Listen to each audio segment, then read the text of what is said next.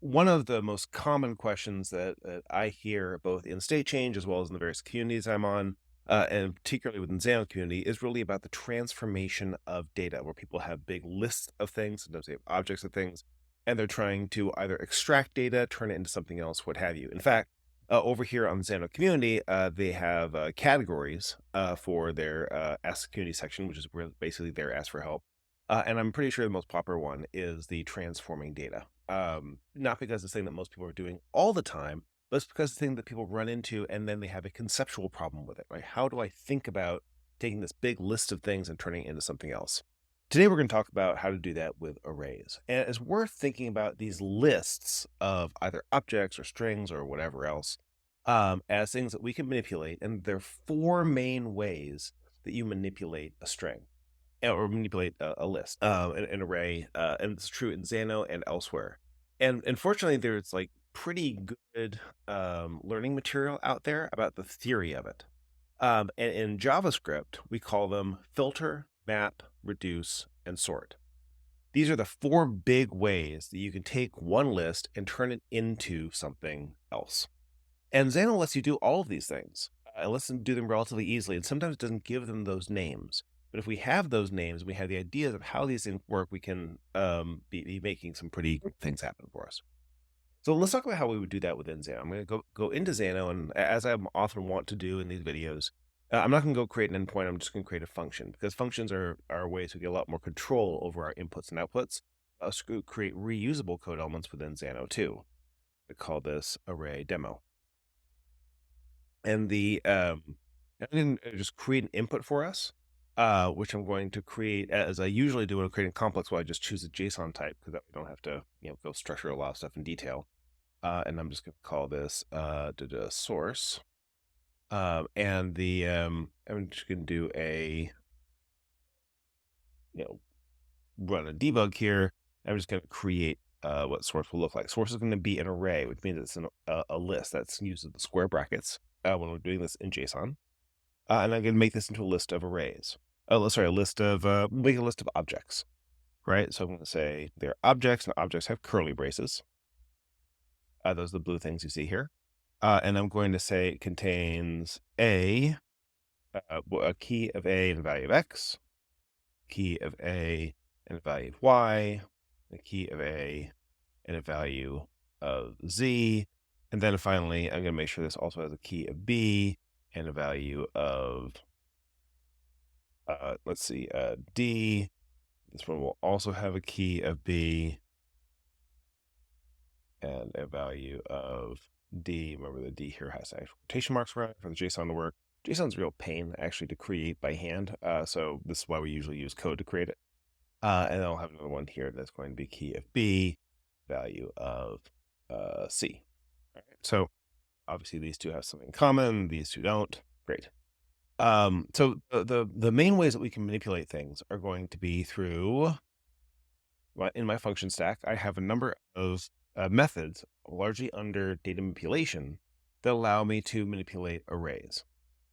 And those are my loops that I have here, where I can loop over either going over each element in an array, or I can loop over just a set of numbers, 1, 2, 3, 4, 5.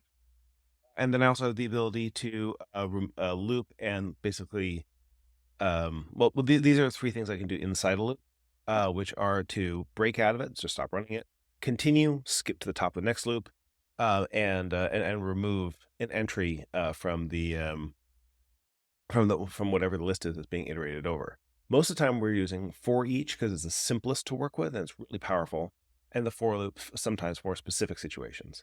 So most of the time, we're going to be doing a for each. And for each of my inputs in source as item. And this is, and this becomes core to how we do most of our manipulation in Xano. So I can say for each source as item, I'm going to, let's use a utility function here. And we're just going to do a stop and debug because that sort of can be a useful way to think about things here. And we're going to look at item. Now, item is what we call an iterator variable.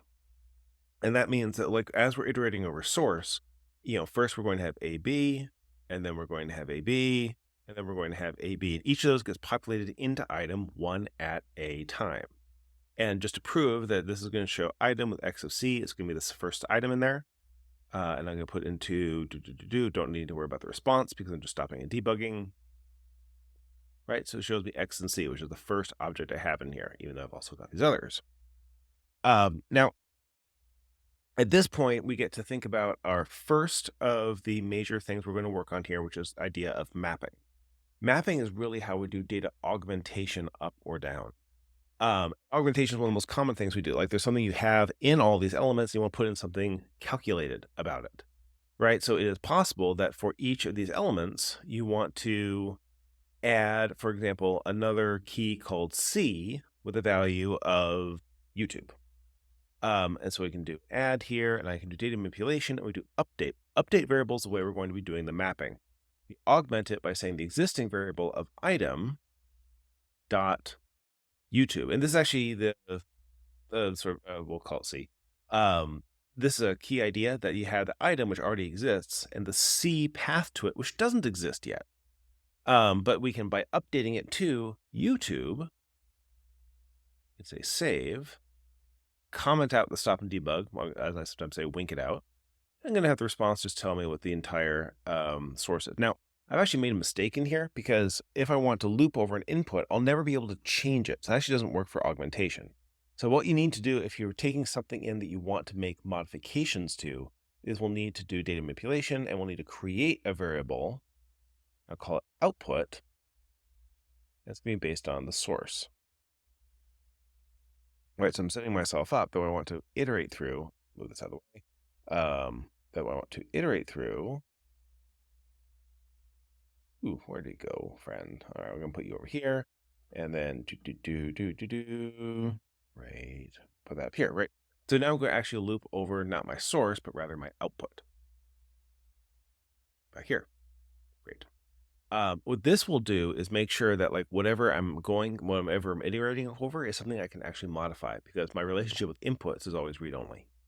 So I can do a rerun here, and then I can go to my response. Now my response tell me about the output. Save, rerun. See, now it includes C YouTube because I just updated. This is what we call a mapping, where we are augmenting that data set to turn one list of, in this case, 3 elements, into a second list of, say, 3 elements. And augmentation is one of the popular ways of doing that. We can also,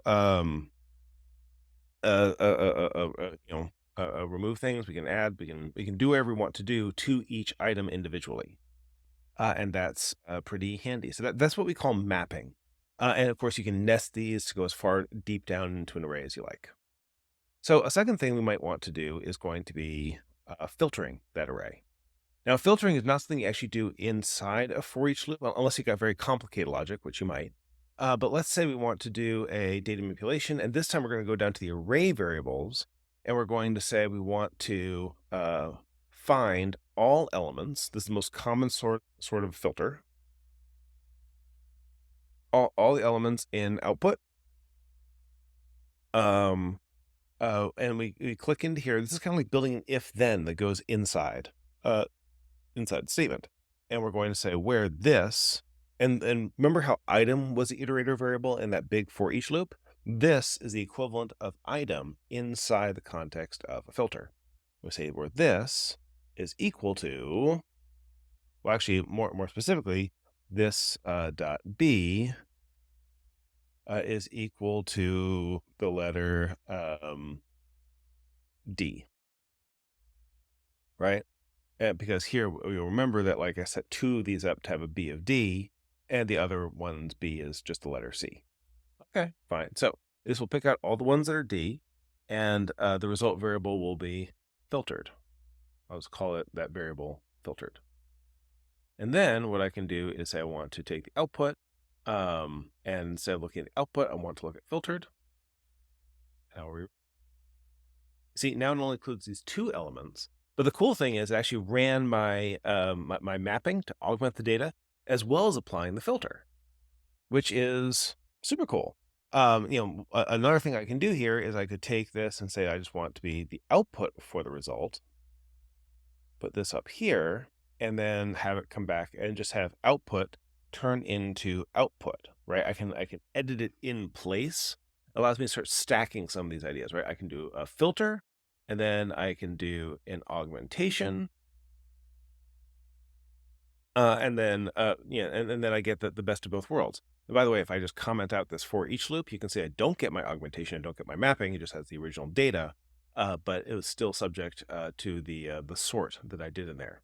In fact, let's just illustrate the fact that there's a sort to this, because I'm just going to put something out of place. Well, sorry, the filter, right? So this is filtering correctly, but let's add one more item, which is the idea of a sort. So we're going to then say we got all that data. We're going to do data manipulation. We're going to do, you'll notice in here, while we do filtering, it doesn't have anything actually about a sort. That's because it handles sorts as a, if you'll forgive the pun, as a filter, which is sort of the mini function style that Xano has. And so the way that we do that is by going to data manipulation. We're just going to update a variable, and the variable we're going to update is output. And we're going to set it back to output subject to a filter. And that filter is sort. And now we can filter it based on whatever that internal element is that we want to make sure that we're sorting out. So let's sort it based on A. Now, this actually gets to a really key thing. You can do this dynamically. You could set the path you want to sort on completely dynamically. You can set it based on a variable, but most of the time you won't want to. So if it happens that your path shares a name with a variable, like let's say that my path was called, it's called output, and you see all of a sudden does var any. Most of the time that's actually a bad thing. So you want to, so if you have a path, the dot part that's inside your object of something that's going to conflict with one of these variables, you want to choose const text, you see, and turns it into the text, which is exactly what we want. In my case, I just want to be sorted on A. Update. As it happens, I'm pretty sure this stuff here is sorted by A. So I'm going to add one more object here. And I'm going to say, with an A of E, right? Because it will be out of order. And I'll say a B of Q, okay? So now I'm going to save that. In fact, I'll make it D right now. That way it'll be subject to the same filter as the other guys. So right now it's YZT. And if I didn't have my filter, I'll just wink it out here. I do a rerun. You'll see it gives me YZT in that order. But if I add that sort, remember we said we're going to sort by path A, just turn output back into output. Now it goes TYD. All right. So now we talked about three things. We talked about how to map, which is just to use the for each to go over things. We've talked about the filter, which is the, has all or has first. And there are a few ways of doing that. And we've also talked about sort. Combining, say, map and, you can combine things like mapping and sorting. The easy way to sort is going to be to, if, for example, if you want to sort based on, the combination, of these keys for whatever reason, what I would do is I would first augment the data by doing the, by doing the for each here, and then do the sort. So usually what I tend to do is I will do a filter first if I can. Second, I will do a loop, right? And then based on what I have in the, to augment the data, and then I'll usually do my sort of that loop at the end, because that's what I'm preparing for the end game. That way, whatever I'm filtering and sorting, I'm doing over fewer records because I've already filtered them. And the sort is usually the thing that I can mess up the most as I edit my data, right? Because usually, like, how do you want to sequence something is the thing you do after you've decided which things you want to sequence, and that'd be the question of the filtering and of the sorting, and sorry, the filtering and of the mapping, the augmentation. But then we said there were four, right? So we've talked so far about three of them. We've talked about filtering. We've talked about mapping. We've talked about sorting. Let's talk about the one that's kind of missing in all of this, which is the idea of reducing. And I gotta say that like most of the really hard questions I find about data manipulation are about this issue of reducing. So what is reduction? Reduction is going to be when I take a list like this and I want to turn it into something um, smaller, right?